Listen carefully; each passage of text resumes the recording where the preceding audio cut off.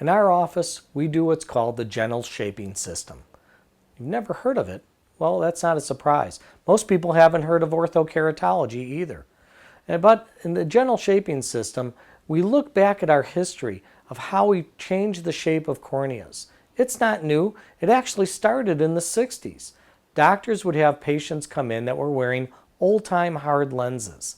And the patients would tell the doctors, you know what? I take off my hard lenses at night and I see pretty darn clear. And the doctors heard these stories over and over again and started to research what they were doing with the front of the patient's eye. And they found they were changing the shape of the patient's eyes, and that helped them see clearly when they took their lenses off in the evening. Well, orthokeratology continued on as a daytime treatment up until about the mid-80s. It had limited success because there was a limited amount of nearsightedness that we could treat with it.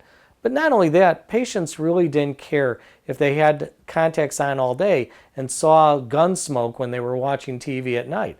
They wanted clear vision all day long without wearing contacts. So in the 80s, orthokeratology started to fade out.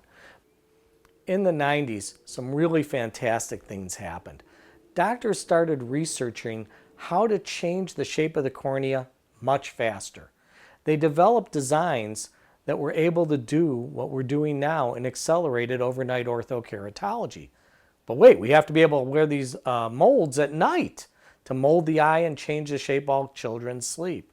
And how did they do that? They used materials that were first developed for first responders. So firemen and policemen that had to get up in the middle of the night and see clear had to have special rigid materials.